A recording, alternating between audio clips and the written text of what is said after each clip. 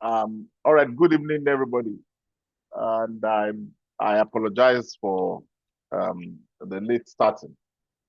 I want to welcome every one of us to Second Act Naija, the first Executive Roundtable. Um, the theme of this discussion this evening is Who Are You Without Your Title? In the last couple of weeks, we already had a video about 10 minutes, trying to speak to this topic. But here, this evening, I want to thank you for making out time to join this conversation. This is not a seminar. It is not a webinar. And it is not anything of that. It's an intentional, typical discussion from a panel of people who have some experience in transitioning. I know that as Nigerians, we don't like to use the word retirement. Many of us don't like to agree that there is something called retirement. But so we're not using retirement, let's say transitioning. So from real people who have experienced transition some way or the other. So it's a deliberate, structured conversation about the moments that every professional will go through. Every professional will face the transition or retirement, whatever you choose to call it, whether we are prepared for it or not. My name is Obayemi Oladipo. I'm the convener, Second Act Naija, where we explore what happens after the title. So across Nigeria and beyond, many of us have spent decades building careers, leading institutions, carrying significant responsibilities. But very few of us pause. Very few of us ever pause um, to ask a simple and uncomfortable question: what happens to me after the role? What happens to me after the title? Who am I when my role comes to an end? Retirement is often presented to us as a reward. You collect such amount of money, collect a car, you collect a house, and all that in Nigeria, and also in other parts of the world.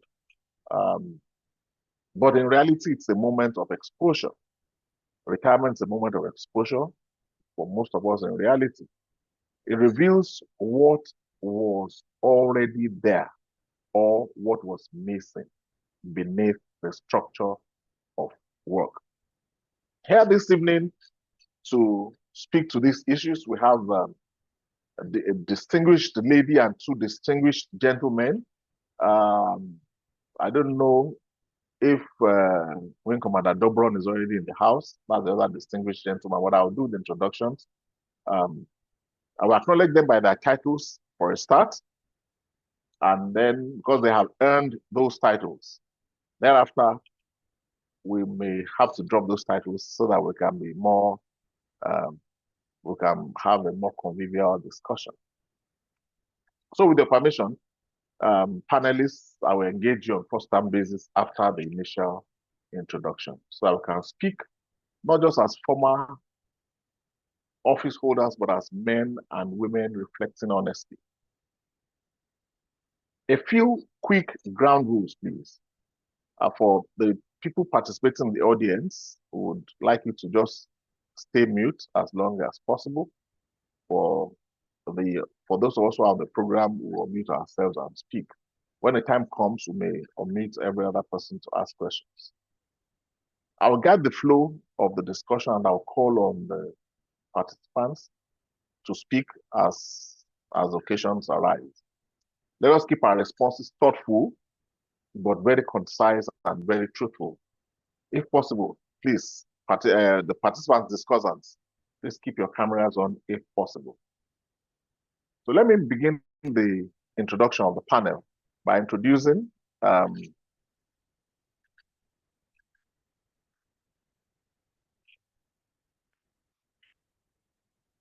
let me begin the introduction by let me introduce panelists to us. Sorry, Hajiya Rekiya Zubair. She worked previously. The last place she worked with was the Bank of Industry of Nigeria, and I know her to be a corporate affairs practitioner. She had also worked previously with the Nigerian Television Authority. in years past. We have also with us Mr. Israel Ogbonna, who worked with an oil and gas company and retired as an HR specialist.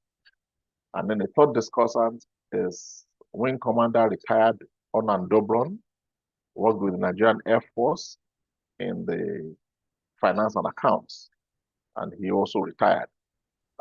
For the three of you, may I ask if you have anything to add? I've just done your introduction very briefly, but if there's something else you want to add that you think we need to know about you, please, you have the floor. Thank you very much. In the next 1 or 2 minutes. Hajiya, Rekiya. All right. Okay, Hajiya, yes, let's hear from you. Maybe a more proper introduction, just Okay. very brief. Just to correct something. My last place of formal employment was the Nigerian Shippers Council. Yes, sorry. Sorry, Yes. but just Shippers Council. All right, all right. Mr. Ogbonna. I think we can go ahead. Okay, all right, we can go ahead. Wing Commander Dobron, are you in the house? I think I can see him. All right, so we'll just go ahead. So I want to thank you both for lending your voice to this important conversation. If there's anything you'd like, you each, you still want to say maybe about your identity or whatever, as we go on, you can always add to the introduction. So the opening question, and I want us to speak very, very brief, very truthfully about this. I want each of you to reflect briefly on this question. What was the most unexpected thing you discovered about yourself when you stepped away from your role, from formal employment? What was the most unexpected thing you discovered about yourself? Or either when you stepped away or when you began to step away. You know, for some of us, the transition takes quite some time, a year or two, some months, some maybe more. What was the most unexpected thing you discovered about yourself as you stepped away or as you began to step away from your role? Hajiya, let's hear from you first. They say ladies first. All right. Put me on the spot. Okay. Let me try and make it interesting. Thank you again for inviting me to this conversation. I think this is a very noble thing that you're doing.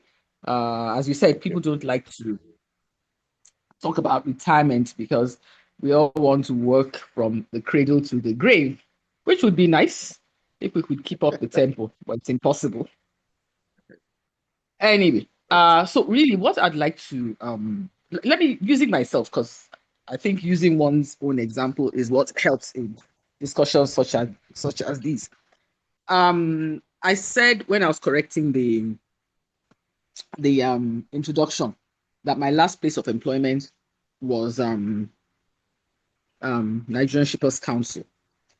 Okay. Your question is, what was the thing I discovered about myself when I started stepping away from work? The most unexpected thing. Unexpected thing. Because I did not step away from work in a very conventional manner. Okay. I was asked to resign. Okay. I was asked to resign without any warning in 2015. And that led to a court matter that is still ongoing. So if you ask me, that is still ongoing. So if you ask me what the most unexpected thing that I discovered about myself after that, I would say it's hard for me to say to answer that straight, because I've always known that I'm a fighter and I'm still fighting that matter. And that's stepping away from Bank of Industry 2015. I did not go back into paid employment again until 2019. So that makes that question a bit, I don't know, Okay. I think I'm Okay. rambling. Oh, I think okay. I'm Okay. rambling. Okay. Okay. We may come back to you, Mr. Ogbonna. Mhm. So, like I said, please permit me to drop the titles after now, since it's even one of the things we're speaking to. So, just permit me to call you by your names. Maybe after the call, if you want to give me a knock or anything, you can resume. So, let me call on Israel to speak to us. What was the most unexpected thing you discovered about yourself as you began to step away from your role, or when you finally stepped away from the role? Thank you. First of all, let me thank you for bringing me into this conversation. Um, I've been Sorry, thinking sorry, about that sorry, question. sorry. Before you go on, Yeah. for the discussants, if you can you keep your cameras on? If you can, if you can, but if it's not really convenient for you, then you may keep it off. But other people can keep their cameras off. Thank you. Okay. Thanks. Now, I've been thinking about the question and wondering whether there was anything that was really unexpected because of the way I left. Um, Now, this is the way it happened within my industry. From time to time, there usually would be a severance program, one severance program or another. We got used to doing some kind of timing. It's like, okay, are you ready to leave now? Or do you want to wait if there is another opportunity? So these programs have been coming since about 2011 or so. And every time I make my calculations and I would find out I'm not really ready. At a point, I said to myself, okay, now I think I'm mentally ready, I'm psychologically ready. If it comes, I'll really be glad to be given the opportunity to be in that program. So in 2021, there was a program, a severance program. Can you hear me? Yes, yes, we're hearing you. Okay, because I saw your lips moving and I couldn't hear anything from you. Okay, so when the opportunity came and I thought it was the right time, I grabbed it. I hadn't gotten to retirement at the point when it happened. But when you ask for the most unexpected thing, the reason why I would say I was no longer surprised was because this happened just towards the end of COVID. And during the period of COVID, it gave me an opportunity to simulate retirement and to really prepare for what was to come.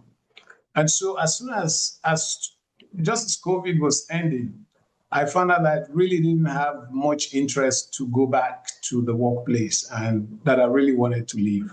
At that point, I took my leave, I was obliged. And so I didn't have surprises. I didn't have anything really unexpected because I had planned and I had thought them over before it happened. Yeah. Oh, okay. Thank you very much, Israel. Ornan Dobron, are you on now? I think I can see you. So mute yourself. I've given you the permission, if that is you. Samsung SM.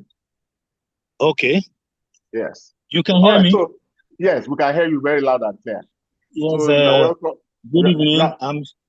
I'm sorry for, for the inconveniences. not a problem. It's not part of my DNA. It's not part of our training.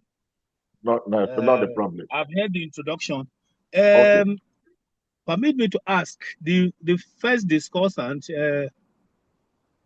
Rekiya Zubairu, is that the one of NTA? We used to see her on Yes. NTA. Is that the Rekiya Yes. Zubairu?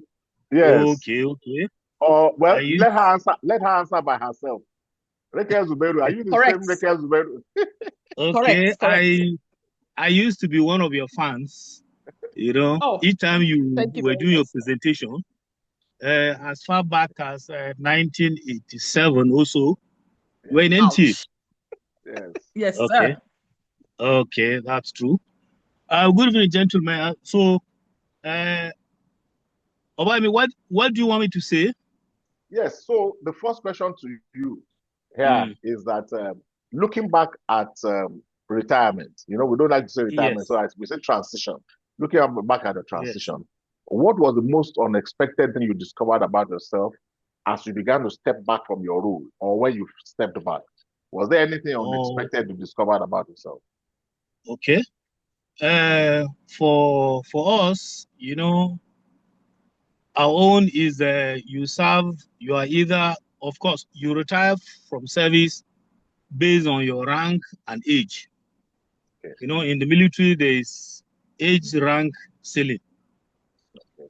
So as as promotion comes, as you age too, you in fact you almost know when you'll be going. And for those of us who went to Air Force military school, those things too were added. So some of us we knew when we'll be going, unless if things had changed. So we had prepared. Some of us have prepared, but there are certain things that in fact, it is when you leave that you know that you were never adequately prepared. Okay. Stepping out, particularly people in uniform, so many shocks. First, you come out, you don't wear uniform again. I find it difficult. Let me pause you there and take us back another way. Let me go back to Rekiya. So yours is a bit unconventional, but I'll still come to you because I know you have a wealth of experience to share with us. So can you just take us back to that period when you left formal employment? Let's say the first 6 to 12 months after. So yours was a peculiar case. Let's say it was something you were not prepared for, and Yes. you were under 50. So I want to ask you, I would have asked you before, since you were not preparing, but what happened to you the first 6 to 12 months? Can you just summarize for us? And then I'll come to Israel and then Ornan. Now, this is the point where I say that maybe I don't think it's a fatalist, but you know what they tell. I don't know if it's a popular saying, but this is the attitude that one should have going into employment, and you start preparing for your retirement from the first day you start work. That is yes, from the first day you start work, you start preparing to leave, and leaving can be in any form. You could be sacked, you could die, and you could change jobs. And so for me, much as I was just called into the office on a Friday afternoon when I was, minding my business and told to go and resign, and that was the last thing I was expecting. As a single mother, I had children in school, and so you can imagine that was something of a seismic shock. But because I somehow did not, I had quite a healthy amount of savings, and I had a habit of paying my children's fees a year plus ahead. I was able to weather the storm. I just, had some adjustments because I now went into a full-fledged legal war with the organization that cost me a lot of money because I had a senior advocate of Nigeria to prosecute my case, for want of a better expression. And so I think for me, as I've said, if you start preparing that you will leave a job from day one, the transition in the first year may not be as painful as expected. One expects, yes, to be. So I think for me, that was my own personal experience, because I concentrated all my energies in the first 6-12 months to fighting. Mm-hmm. Okay, all right. Thank you very much. So I come to you now, Israel, again. So the next 6 to 12 months after you left, what was it like for you? What did you find most difficult? Because it's a period of transition. Yes, you explained to us, you actually asked for it and all that, but some things changed. What was the most difficult part of that transition for you? Let me ask you. the first 6 to 12 months? Well, I think at the point in time when I left, because the programs usually don't come with plenty of notice, so it could be a program that is wrapped up within 2 to 3 months. Even though I had been waiting for it, when the program came and I applied that I would love to leave, I knew very well that, yeah, there are going to be some changes. Now, the reason why it was a lot easier for me is because 2 years preceding my last role, before I left, I had been for the previous 2 years, I was managing all of the pensioners, the entire pension program of my company. So I was the one who was going around to tell people, to teach people, and I was meeting with every one of the pensioners, all of the pensioners. If you understand the way it is, like with your CPA, you have to do verification programs. I also championed the corporate newsletter for pensions. So I had heard of the experience. I had the experience of maybe about 1,200 pensioners whom I had spoken to one-on-one, a majority of them over that period of time, learning from their experiences and trying to understand, what they would have done wrong, how things would have gone bad and all of that. And so before that, so when I took that first 1 year that you're talking about, it was like I was reliving the experiences of a combination of the experiences of all of those pensioners that I had spoken to, and taking the bit, every bit from what they could do. So it wasn't a shock transition for me. It was a well laid out transition for me. Okay. Yes. Okay. All right. So I'll come to you, Ornan. You were in uniform, and same question, but let me also ask you, let me add to your question. What changed faster than you expected the first 6 to 12 months? I know, yes, you also had an idea when you would likely leave, at least plus 1 or 2 years. But what were the things that changed? What were the things that changed faster than you expected within the first 6 to 12 months? Well, okay. Of course, for us, we wear uniform, So the first thing I saw, I could not understand, I still wake up 4 o'clock, up to now, the thing has not left me. I still wake up 4 o'clock, I sit down, I read, then I go jogging. When I come back, I will now realize that I have nowhere to go. I'm not going to work. So, I'll go back, to my bed to sleep. I wake up, that kind of a thing. I used to visit Oshodi, where we have these retiring soldiers. Okay. I used to deliver lectures to them. And one of the things I usually say, I said, do you know the story of the people at the graveyard? They say they don't know. Well, at the graveyard, when you are passing, the inhabitants of the graveyard will say, the way we are, so will you be. You'll be one day. And the way you are, so were we. At one time. So I always say that, but when you live truly, you will know that there's a difference. Oh, okay. Because as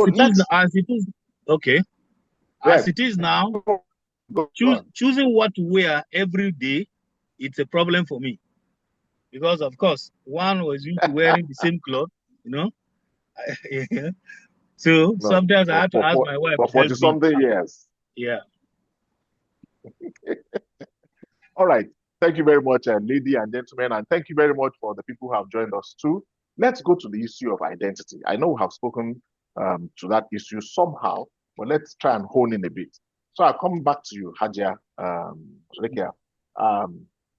Who were you before retirement? I'm asking you direct. And then how did that change afterwards? I want to ask you that question. Who were you?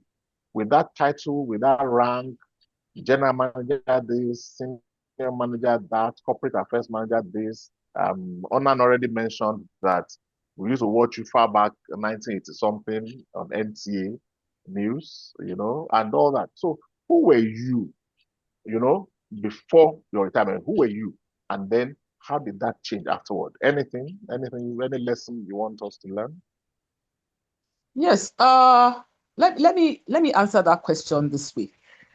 I started work at NTA in January 1987, and I stayed there for 21 years. I left in 2007 December. And it was a very exciting, interesting job that didn't pay a lot of money. And so I had to find other means to fund my lifestyle. And so I would do, write speeches for people, do documentaries, and do all kinds of things for people. So I always had a side hustle for NTA. And periodically, when I saw that and promotions would not come on time, and so periodically while I was there, I would test my marketability by applying for jobs, and invariably there was no job I applied for that I didn't get, and they always paid more. But because I had side hustles that were funding my lifestyle, and at that time NTA was the only game in town, it was okay for me to remain there. But the moment I found an opportunity that paid 10 times what I was earning in NTA, I jumped ship. That was when, yes, that's when I went to the back of industry. So let me still with you, but let me qualify that question a bit more now. When you left formal employment fully, totally, three things. Yes. Did you experience an identity shift? Number one. Did people relate with you differently? Some people who related with you one way before, did they relate with you differently? And then fantastic. Yes. Fantastic. Excellent question. That that probably speaks to that very first question that you asked, and I don't think I answered the way I would answer.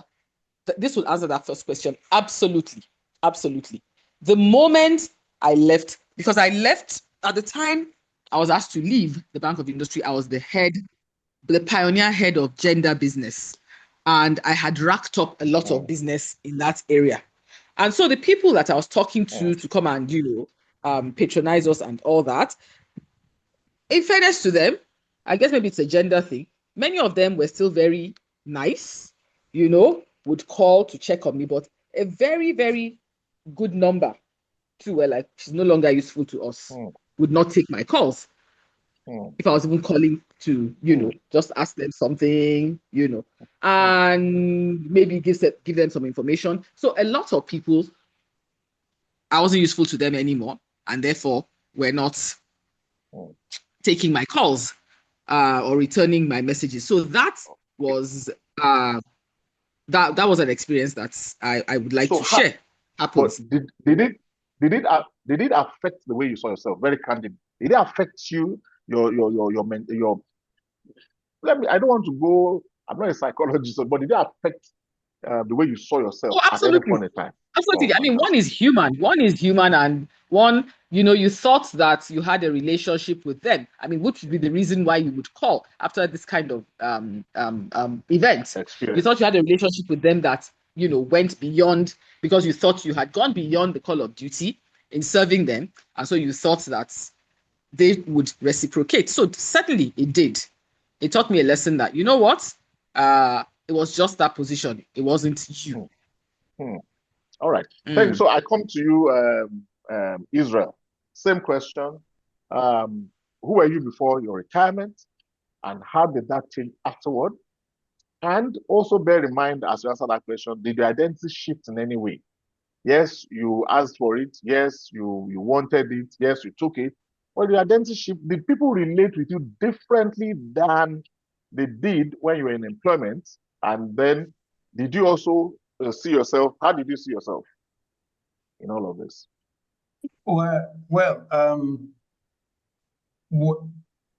before retirement, most of the roles that I had occupied were not public-facing roles. So it's not like I was meeting customers, external customers. All of the people I worked with or related with were internal clients, internal customers. I was in accounting, and then I was in human resources, then the pensions. Now, being in human resources, of course, means that I will get to meet a lot of people. Being in, I also worked in budget and planning. So I was liaising with NAPIMS, with NNPC. For those people, yes, a number of them, we still talk up until today. But I know that leaving the company, I had it at the back of my mind that was a closure of a chapter. And so I did not set high expectations that anyone would be reaching out to me after I had gone. A few people did reach out to me, quite all right, but they were for things internal, company issues. Either I had to do with their performance or seeking one counsel or the other. But apart from that, it didn't change the way I saw myself, because I knew that was what it was going to be. Let me quickly share one experience, maybe related to this. When I was in pensions, because people, all retirees will usually come once in a year for their verification. We had this boss, a very senior, one of our most senior Nigerians, whose name, of course, will strike fear in the hearts of people because of, yes, so that kind of a person. Now, but when he retired, he needed to see me, who, relative to where he was a very, very junior person. But he had to leave his house to come to the office to see me. When he came and I greeted him, I said, "I'm morning, sir. Good to see you." He was like, "No, you are the boss now." So now this was someone whom I couldn't step into his office when he was in service, but he had to come see me. And when he came, I was at lunch. He had to wait for me to come back from lunch to attend to him. Now, I guess that is similar to what, but the tables didn't flip because I didn't have to go to see anyone in that situation. Yes. Okay. All right. Thank you very much. So, Ornan, I come to you. You were in khaki and whatever and all that. So, did your identity shift? And then, did people relate to you differently than they did when you were in uniform? Especially people who worked under you, maybe. Let me put it more bluntly. And then, even you yourself, how did you begin to see yourself after your exit? Yes. I was in Lagos. As the second in command at the pay and accounting group for like 6 years. Before I now moved to Defense Intelligence Agency in Abuja, which was my last unit. I was Deputy Director of Budget. In those positions, obviously, they are privileged positions. You get calls, people are asking for favors, people want you to do one thing or the other for them.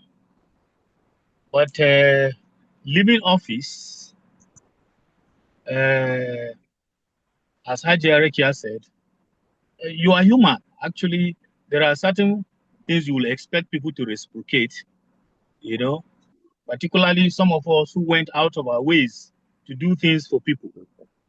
Not long ago, I think was it last week or so, my wife was going to Dakar.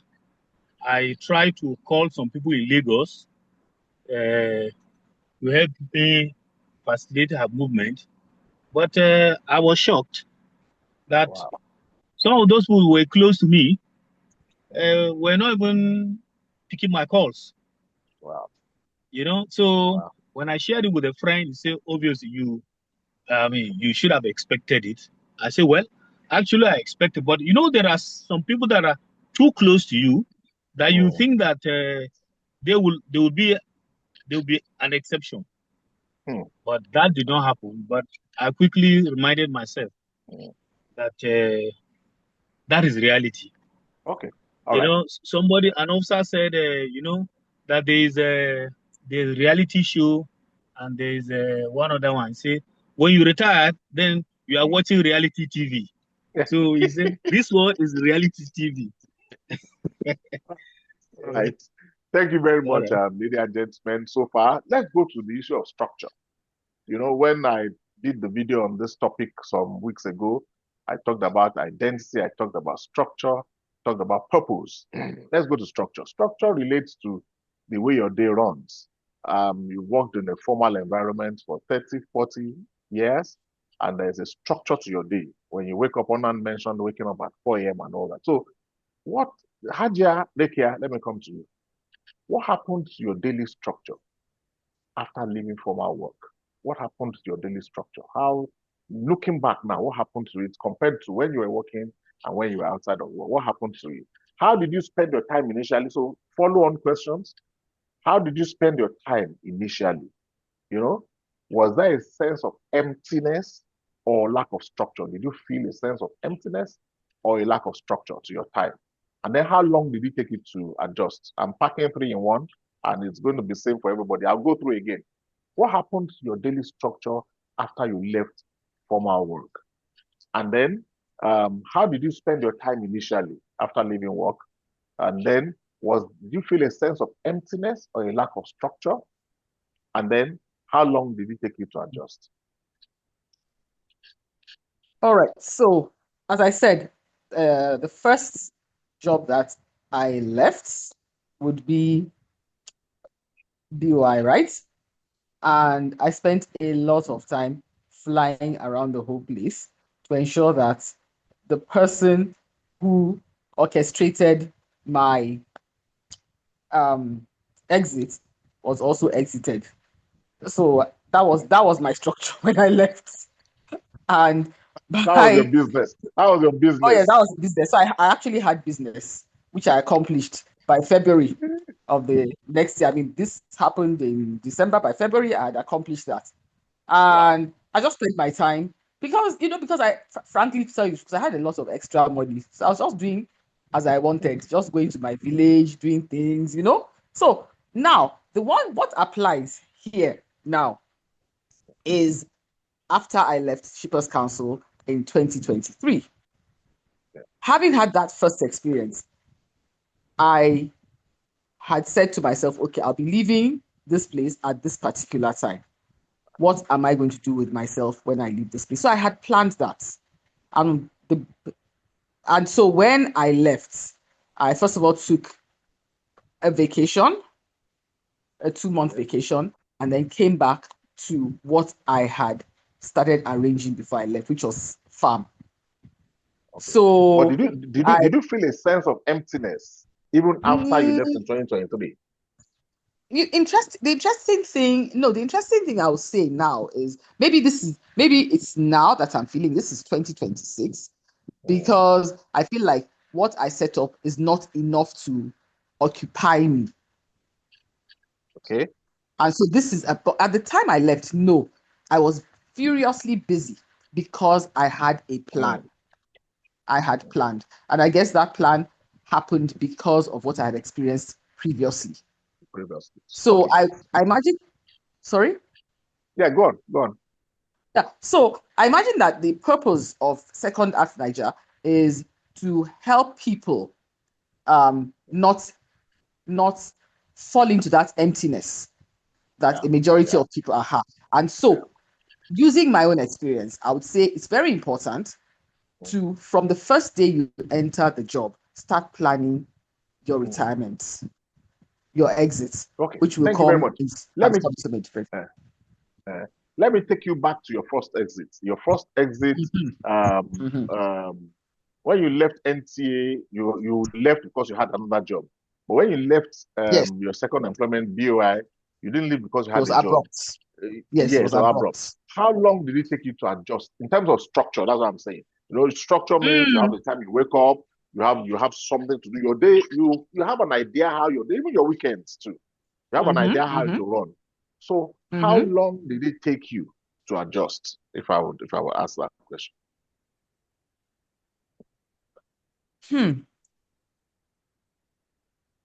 Should I just tell you that I don't think that an adjustment is how I would describe what happened after that. No, because I just threw myself headlong into projects. Projects, get this guy out of that place. Projects, okay, that's done. What are you? Who can give you documentaries to do? So, in that regard, I'm not sure that I can say that an adjustment was achieved. And then I now started looking for, apart from looking for documentaries to do, I now started, because I had applied to Shippers Council way years before, I now went back into that full time. So I don't know if that question really applies to what happened to me. Okay. All right. I Thank you don't know very if much. this answer helps. No, it does. It does a lot of things to learn. Israel, I come to you. So was there a sense of emptiness when you left? How did you spend your time initially? And then how long did it take you to adjust? Yes, like we know you asked for it, but let's hear from you. Yeah, there was no sense of emptiness in the first place, and prior to leaving the organization, my time was somewhat regimented. Get up, be in the office 7:30, be at your desk, get jobs done. Maybe you leave anytime between 4:30 and maybe 7 o'clock. Now, reason why it didn't take me too much time to adjust is just like I told you, I left in 2021. We had COVID from 2019 and 2020. I already had 2 years to scramble the way my routine had been operating. Because during that period, I went through that adjustment that you're talking about. I had 2 years to make that adjustment. So I had already devised or determined how it was going to be when I leave the company before I even requested to leave, because I've made that adjustment. So, but after leaving, of course, that even before I left, yes, there was work, but the way we worked had changed because we're working virtual. But after leaving, just like Hajiya said, I did take quite some time off as well. Take a break from work, take a couple of months, take a vacation, figure out what the next steps would be, and then take it from there. Am I missing an answer? No, you've done well. So, Ornan, the same questions for you. Especially how long it took you to adjust to structure. You have been doing this job since about 46 years, I would say. Yes, 46 years. We've been wearing uniform, and all of a sudden, you start looking for what to wear every morning. Before disengaging, I had planned to. I have a farm. I have a farm in Kefi, and which I had prepared. That's where I would retire to, build even a farmhouse. But the problem is insecurity. This is what we didn't expect. That area is where the former chief of defense staff was killed. So things have changed, because for me, my plan was that I would be spending some time in the farm there, monitoring the workers and what have you. That was going to keep me busy, but as it is, not anymore. These days, in fact, if I'm going, I don't even tell the workers that I'll be coming. Okay. Yes, because you don't know. So that nobody will ambush you. Yes, because we found out that some of the workers are even informants in those areas. So you don't even tell them where you'll be going there. And so you are not there all the time. You can't do effective monitoring. So you don't achieve what you want to achieve. And so I have to now come back home. And that is what keeps me. Sometimes I stay at home doing nothing. And I don't like going to people's offices. What will you be doing? In fact, they say, what is this guy even looking for? So, but gradually I'm adjusting, and I think security too is improving. I think security Okay. improving somehow in that area, but Okay. you can't take it for granted. Okay. So, I mean, that this is you 3 years post-retirement, 2023, if my memory serves me right. Yes, And 2023. you, Yeah. and you have, by your testimony, you are just beginning to adjust. I'm saying this just for the benefit of our listeners. All right, let's go to another area. Let's talk about meaning. Meaning. So let me ask 3 of you, and I would not point any particular order now. Any of you can just start. What gives your life meaning now compared to before? I don't want us to be spiritual. I know we're all either Muslim or Christian, or we all have so. But in terms of work, in terms of purpose, work, what gives your life meaning now compared to what gave your life meaning before? I don't know if you answered the question. I mean, Well, did your sense of purpose change? Was there a difficult phase? What helped you to restore direction, if at all it applies to you? So yes, Ornan, you have the floor. Yes, for me, my family. Before now, I was hardly around. It's my wife that does everything. In fact, there were times that my children, when they see me, they don't even know who I am. I remember in those days, my daughter will be looking at me as if I was a stranger, and that I felt bad.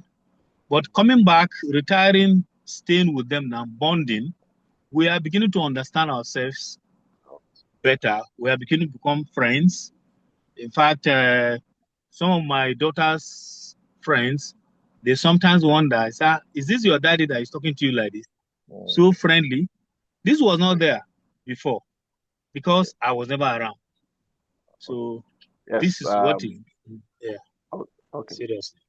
Yes, I want to hear from Ada to discuss that.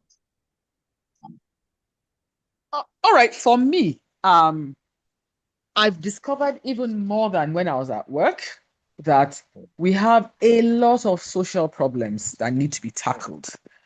And so looking at those things and then trying to mobilize people to tackle them is where I find fulfillment now. There's a lot of work to be done in this society. There's too much work to be done that must be done. Okay. So you're finding fulfillment in helping to solve some social problems. Yes. All right. Israel, very briefly, and then we'll go on to the real talk.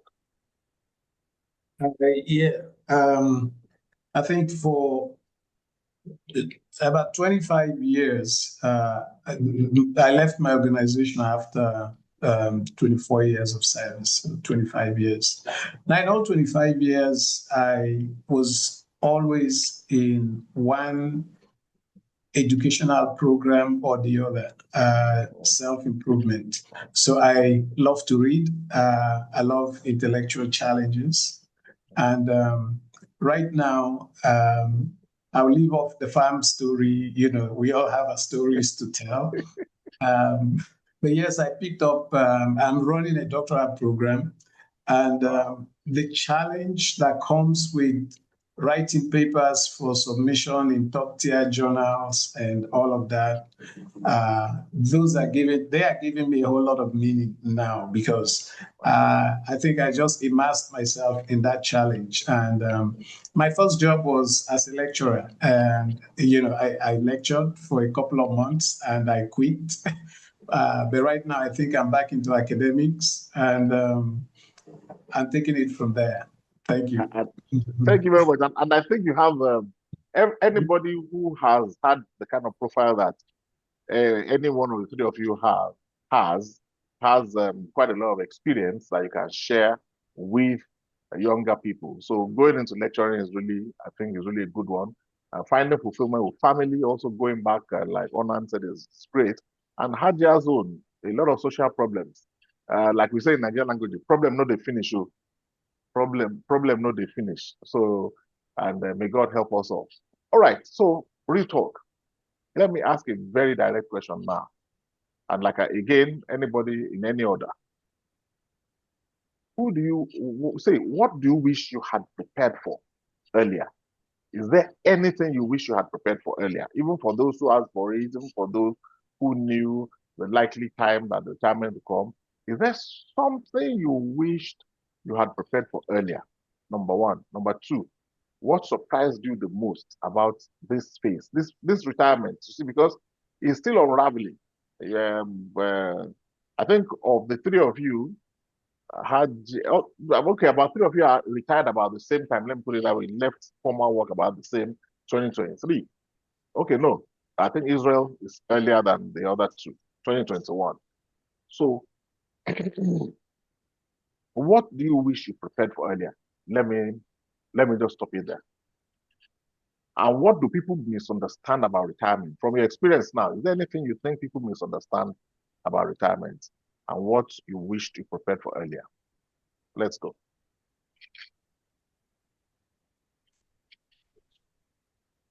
For me, it would be taking my health seriously before retirement.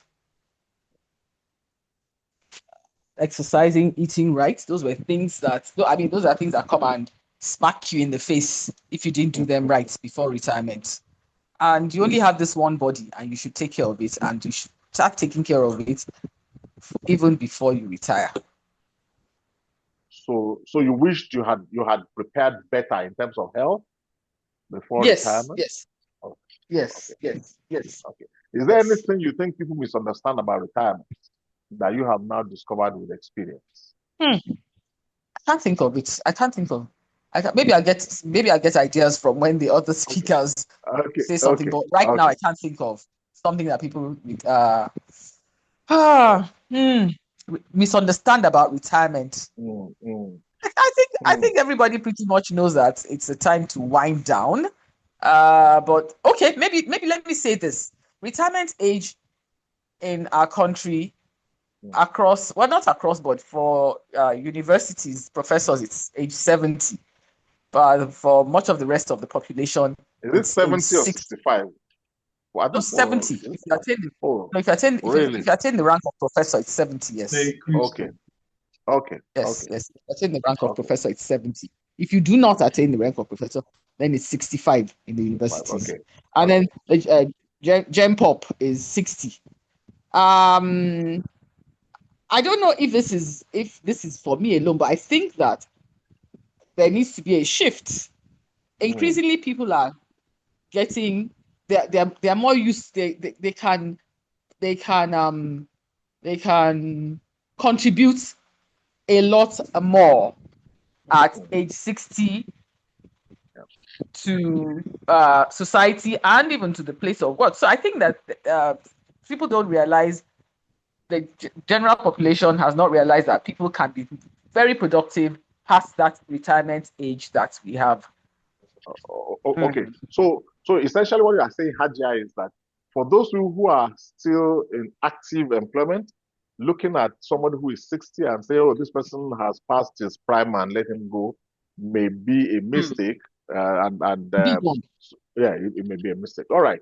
So Israel, Ornan, can I hear your own contribution to this? Yeah, for me, just like you said, I think it's an error to tie retirement to a specific age, because we are all different. I give you an example. At a point, there was a time when I was looking at retirement from the perspective of what you see on TV. You know, like, oh, if I have enough money, I think I should just retire to some island in the Caribbean. And at the point I was even processing one of these citizenship by investment, until I got to a point where I said, wait a minute, what am I doing? And it was then I was asking myself some very, very pertinent questions. And I asked myself, can I really wake up in the morning and go to the beach not doing anything? Sit down and just be watching the waves or watching the ocean? It's not possible. Some of us are very restless. I took a couple of months vacation, and I was saying, oh, well, when I leave job, I'll just maybe take 6 months.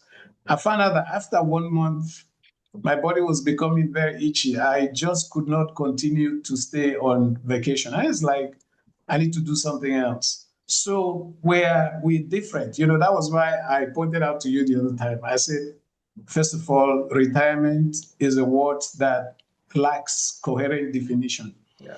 I think sometimes what we are doing is we are changing jobs. We are slowing down. It's not that we are retired. But because organizations put it as a policy to be able to ease people out at a certain age, that became the connotation of retirement. So retirement is you have met a certain age in a company or in an organization and you're leaving. So a lot of people, like she said, we can do so much more because at age between 55, 60, when you have all the experience, you have all the knowledge, I think that is the time for us to start another phase. And maybe that phase is the phase of building the younger ones, building other people, and building society. Yeah. Thank you very much. This is one of the reasons for Second Act Naija, because the first act was that formal work life where you had all the strength, and your second act is where, yes, you may not have as much physical energy as you used to have, but you have all the experience and you can deploy it to help others. Yes, we'll be well guided as time goes on. Yes, Ornan, you want to say anything that you wish you prepared for earlier? Is there anything you wish you prepared for earlier? Yes, in the area of friends, people you call friends, I came to realize that most of these people you call friends are not real friends. And so the advice I will give people who are still in service or people who are beginning life is to actually shed most of the people that hang around and you think that they are friends. Yes, you can have friends, but in fact, somebody used to say that choose your friends. Don't allow your friends to choose you. To choose you. Yes, you choose your friends.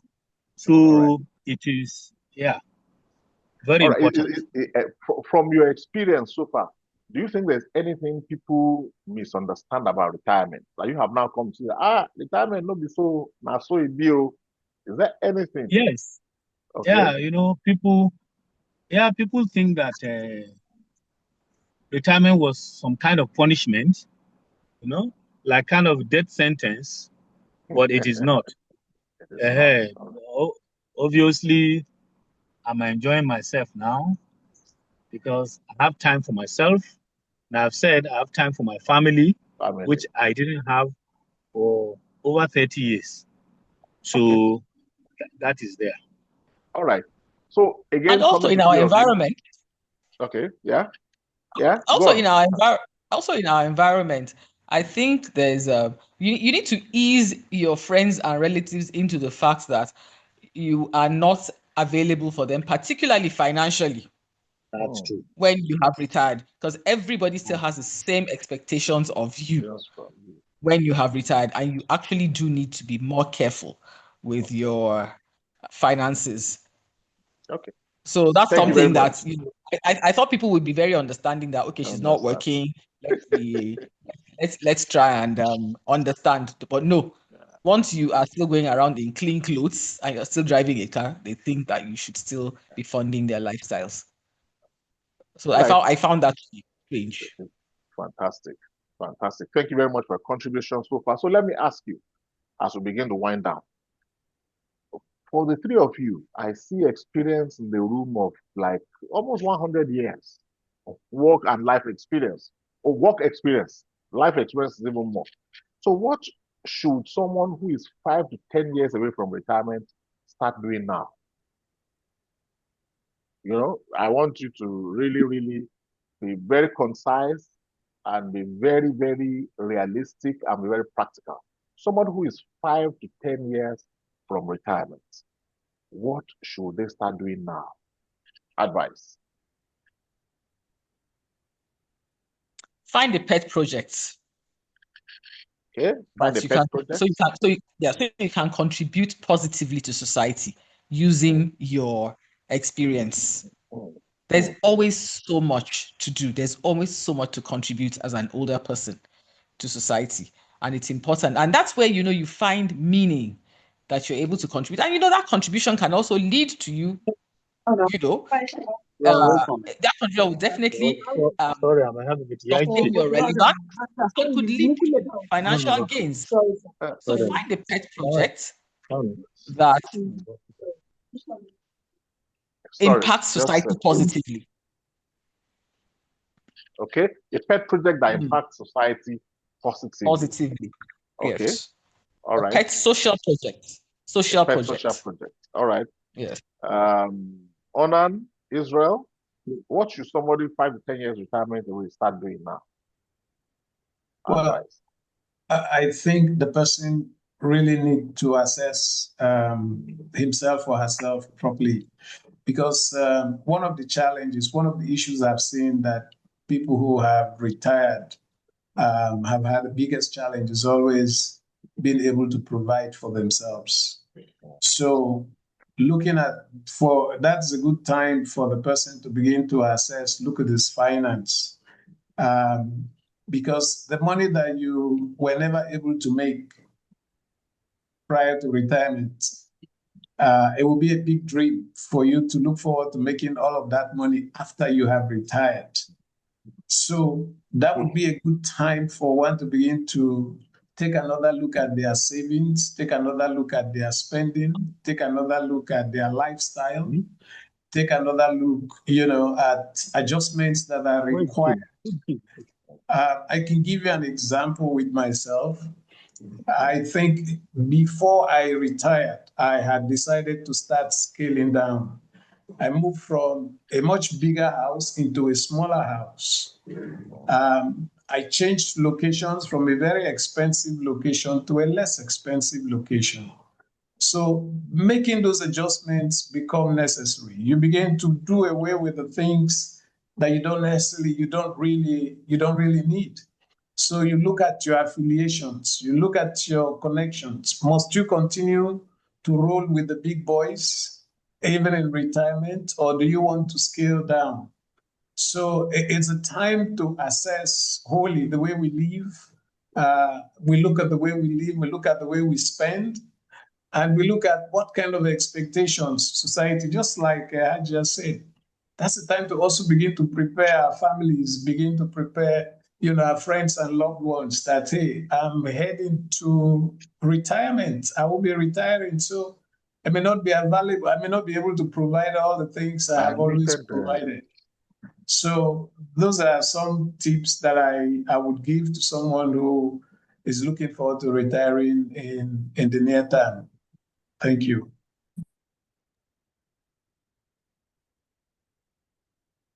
Was I being heard?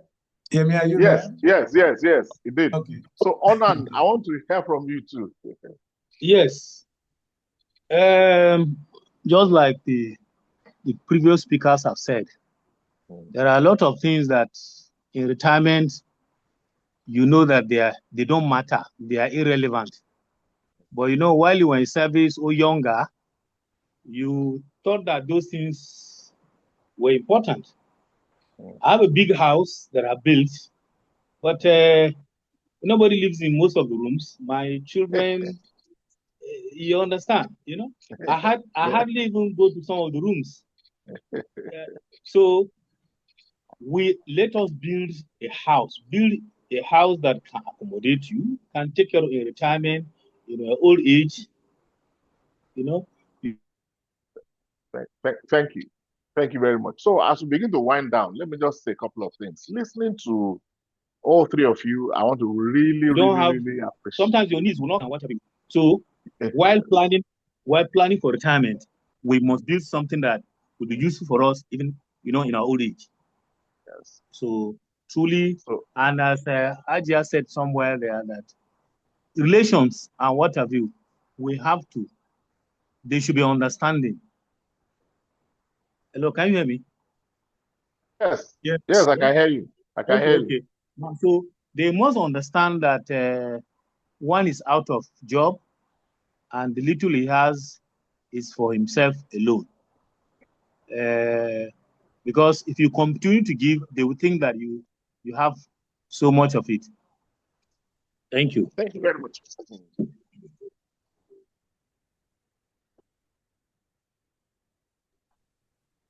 Yes, thank you very much. All the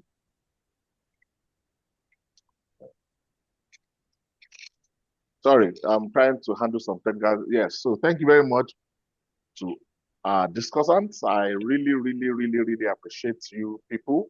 You have brought a lot of experience, practical experience to bear on this thing.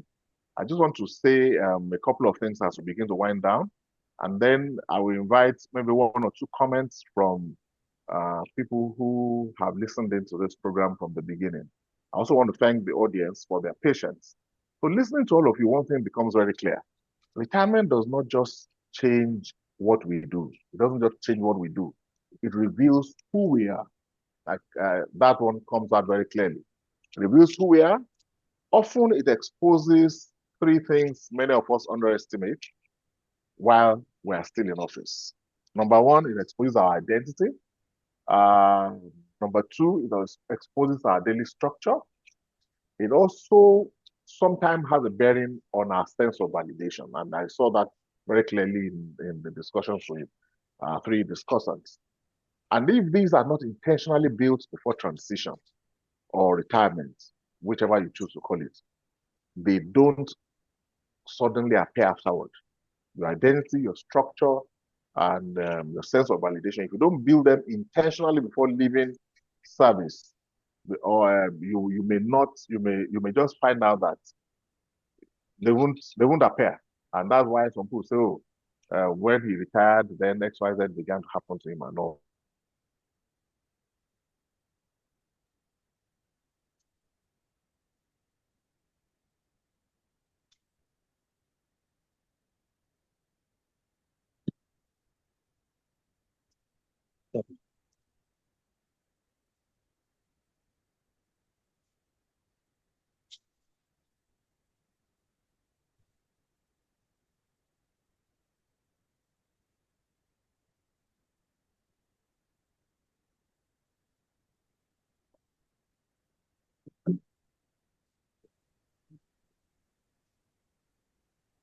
Amy, are you there?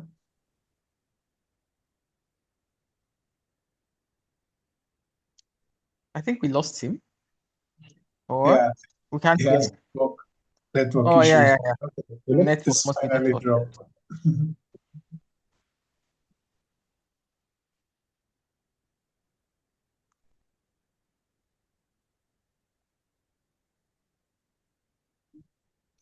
Hello, everyone. Can you hear me?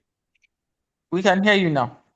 Yeah, we can hear Sorry, you. I had yes, the people who take care of our national grid decided to work inverter. You know that moment transitioning between inverter and all that, everything just went down.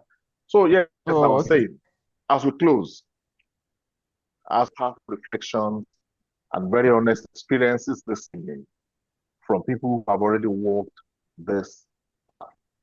This is not theory; it is lived reality. Um, um, so, audience, close. Let me ask the audience. You know, answer it. Don't answer. I see the people.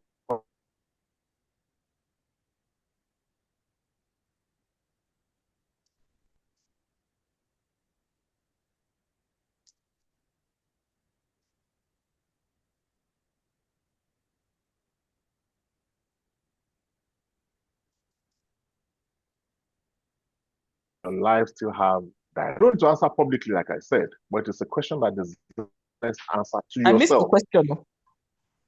Yes. I Okay. missed the question. I'll go. Okay. I said, let me ask our audience. Very honest question. If your working life were to come to a close sooner than expected, would your life still have structure, meaning, and direction? Or would you be starting from scratch? Like I said, nobody needs to answer that question publicly. But it is a question that deserves an honest answer to yourself if you want to be true to yourself and if you want to help yourself.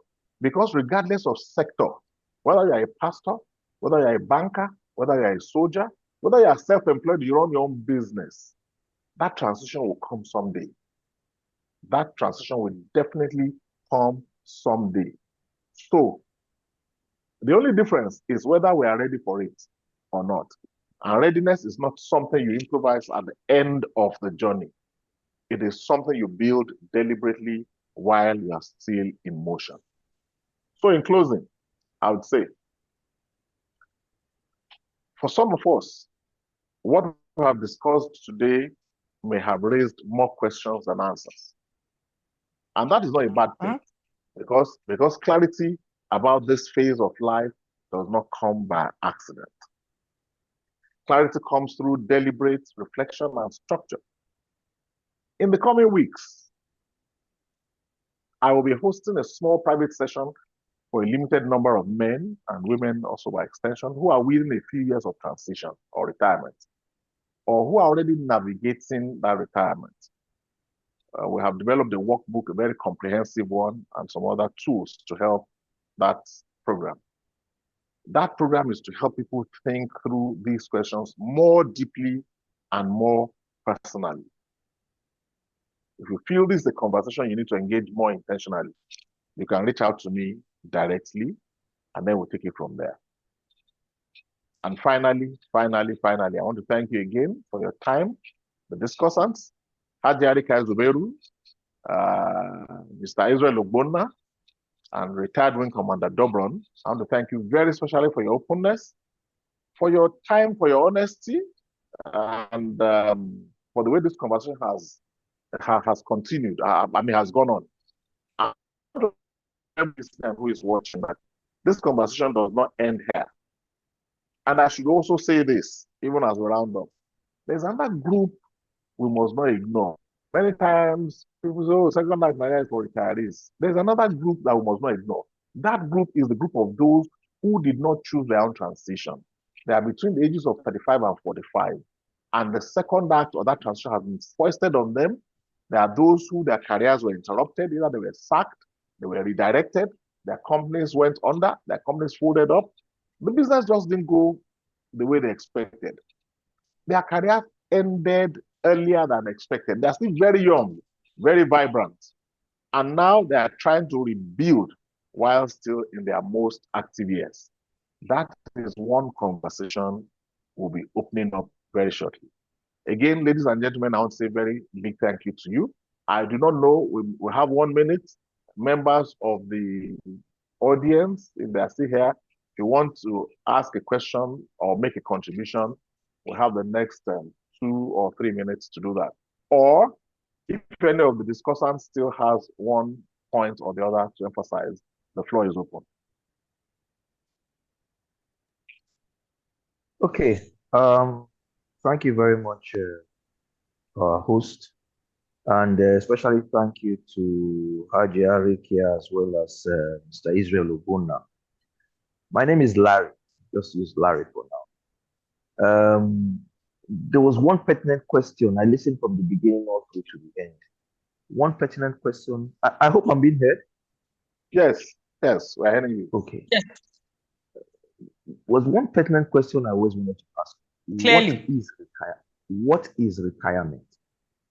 And towards the end, I began to get a clearer picture and juxtapose that against what the second act was all about. When Mr. Ogbonna was talking about retiring, enough money to retire to a private island. But all through the discussion, the panelists has referred to either a sudden dismissal from office or having to leave for one reason or other, or reaching retirement age without proper preparation. But in all cases and in orders not expressed, does retirement mean that income that you are receiving while in service, either in the private sector, in the public sector, or in any organization, suddenly stops, and then you transition to engaging yourself into a second or a new economic activity? The retired officer, Dobron, talked about starting a farm, and I even even our beloved Hajiya. NTA presenter, Rekiya, referred to as organizing herself into other activities. But all of this does not describe at what age one is. Are there children who still need to go to school, like Rekiya was saying, where school fees needs to be paid? Are there other expenses that you need to take care of, like scaling down your house the way Sir Ogbonna was talking about? You still have to live, you still have to eat, you still have to provide for your family. So what is retirement? I remember when former chief of naval staff was retiring from service. I remember him, Omashola, I think it was Rear Admiral Omashola, so many years ago. He clearly announced he was not going into any economic activity. He was going to start writing books or whatever. And at that time in the press, it sounded like he had amassed the kind of wealth that would see him for the rest of his life, that he didn't have to do anything after that. But one must also understand that if you put such a person on one scale and you put somebody else who has not acquired such a wealth and still needs to retire, but then you look at his age, how much activity can he go into at this time of his life? How much entrepreneurship can he now engage? Can he go and bend down in the farm and pick up a hoe? Or do you go to a classroom and try to become a teacher? What kind of scaling down do you need to do? Now, I'd give myself as an example. The shock transition for me for the second act came at the age of 30. At 30, I had been in an organization, a structured organization, where I had built the company up for which it was beginning to get major contracts here and there. But just like Rekiya had explained, for some personal reasons or whatever, I had to be eased out. Even for almost a whole year after I was eased out, I kept on getting calls from the office. How is this done? How is that done? Where is this person? Where your contact for that? Where your contact? But then I saw myself not having anything to do. And from the age of 30 till today, at close to 60, I have to be self-employed. When is my retirement coming? Or has it already come? Okay. All right. Thank you very much, Chief Larry. Thank you for your contribution. Very succinct. And so I must say very quickly, Second Act Naija, the vision behind Second Act Naija is to speak almost exclusively, and mark my words, almost exclusively to the issues surrounding identity, structure, and purpose in retirement. Not deliberately leaving out finance. Not deliberately leaving out finance. I know that there are hundreds of platforms that already speak to finance in retirement, before retirement, how to invest and all that. And they're experts. I'm no expert in finance, and I don't want to dabble into things that I may not be able to moderate properly. So over time, we would speak to some issues in finance. We will do it. We will speak to issues related to second income mostly, not so much finance and investment on this platform. We'll have more executive roundtables, maybe once a month for a start. Maybe later we may reduce to like quarterly. We need feedback. I don't claim to be an expert in retirement. My story is almost similar to yours. I don't claim to be an expert in any of these things, but the network I have over the years, we can mobilize and bring together this body of knowledge. Coming to when retirement comes, that thing that we call retirement in Nigeria, the way we understand it is somebody goes home and he doesn't get to do anything again. And really, that is what kills people.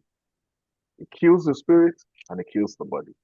But like Hajiya said, even if, now let me also say this, and I say with every sense of responsibility, I know a couple of persons who are very financially well-heeled and they have left formal work and they're out. They have money, big load of money. Some of them I know, some, but they are bored to the bone marrow. And I am seeing what boredom can do to some of these people. They have not been able to transition. They have not been able to take on, to start their second act. So your retirement comes, that thing we call retirement in the Nigerian way. It comes if you give up and say, oh no, I cannot do anything again. Because even at that very old age, and we're going to get to it, it's not on our discussion today, even the spiritual. So sometimes that's why you see that people people would be people would be sorry, just a minute. I'm trying to see. Okay, just a minute. I want to unmute Mr. Ogbonna. So, but I will come to you, Mr. Ogbonna. I can see your hand. So it is if you give up, but we are talking about the second act here for a reason. We're asking that we all should stay the course. We still have a lot of things to contribute. Thank you very much. I would give maybe room, Mr. Ogbonna, maybe there's one more person, and then we'll close for the day. Just a minute, please. Let me attend to some technical issues. Mr. Ogbonna, I'm coming. I'll soon unmute you. Okay, can I talk? Yes, okay, you have all right, all right. Okay, yes, I just wanted to, since he has asked the question and he's already here, I think he should have a benefit of at least the response.